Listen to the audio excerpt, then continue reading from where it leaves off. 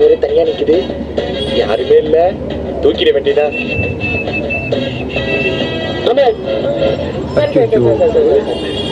என் bike இதே மாதிரிதான் இருக்குமா? அதான் வந்துட்டேன். பாருங்க அடி பெட்ரோல் தெரியாச்சு. டேய் பெட்ரோல் நீ தூக்கிடலாம்டா. இவன் யாரா ப்ரோ? வண்டி உங்களுதா?